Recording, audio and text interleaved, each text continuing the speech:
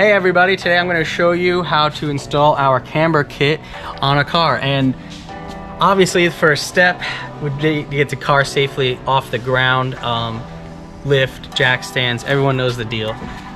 We got to remove the wheel that we're going to install the camber kit on.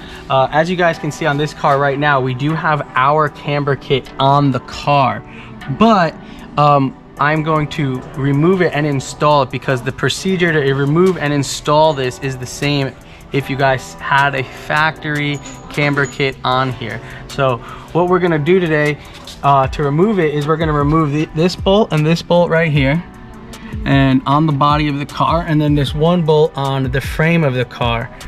I'm sorry, not on the frame, on the trailing arm of the car. And we are going to remove this brand new one right now. I'm going to show you guys how to do that. So we're using an electric gun. I'm going to start by removing the bolts on the frame.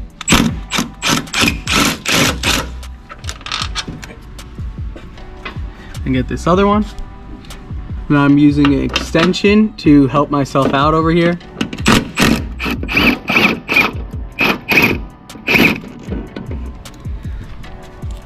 Now I'm going to remove the bolt on the trailing arm side. And now guys, you don't have to worry about the arm falling on you. It won't fall on you. It's just going to droop down a little bit because the spring is still holding up the entire arm. So you don't have to support the arm in any way.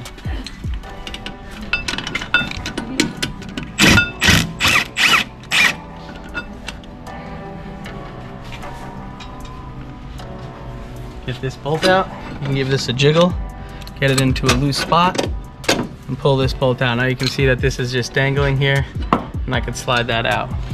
Now, like I said, this is, I'm just gonna say it again, this is our arm, but if this was a factory arm, that's exactly how you would take it out. Now we're gonna install it. Now to install our arms, we're gonna have our S1 built camber kit. There is notches on here. You can see that these notches are farther away, and then these notches are closer together. The ones that, and this spins freely, the notches that are closer together in space go towards the frame of the car, because as you can see in here, there's a little hole in between here, and those notches are gonna fit right in between these two holes to keep it into a centering position. So we're gonna start by putting the frame side on first. And like I said, we're gonna double check, make sure we have the small side. We got the small side facing in. And I definitely always start all the bolts by hand. Some of these cars, you may have some issues with bolts being rusted that we've seen in the past. And you can definitely, you can get them out and re-tap them. We've done it before, but definitely start everything by hand on the body.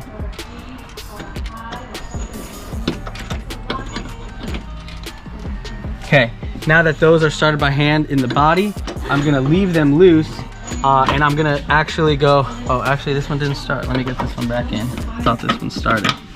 Oh, there we go, okay. So I'm leaving these loose, as you guys can see. I just kind of leave it loose like that. And the reason why I do that is to give me more maneuverability to put this one through, because this one we have to line up perfectly with the holes. So you see I give myself some maneuverability. And I'm gonna take the bolt, and I'm gonna put it through.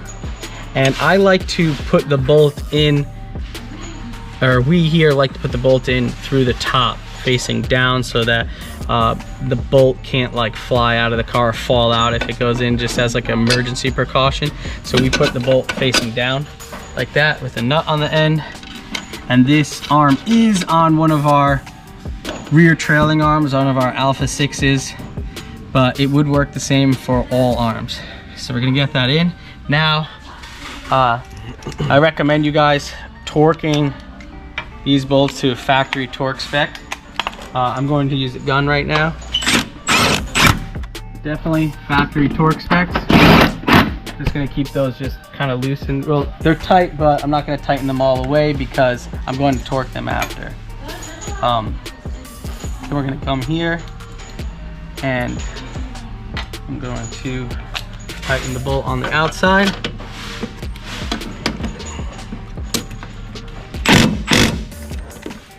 And then just like that, guys, it's in. One other kind of one other thing that could make this a little bit easier is I leave these loose for when you first put them on. You can bring your hand up in there and kind of adjust it a little bit where you need to get it before you go to an alignment rack, and these do definitely need to be aligned on an alignment rack after.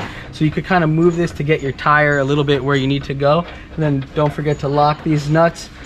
Just snug them tight enough to get to your alignment machine, because they're going to loosen them and they're going to retighten them for you. So just make sure they're snug and nice and safe in there to get yourself to an alignment, and get the car safely back on the ground with the tire on, and you guys are good to go. S1 all-wheel drive,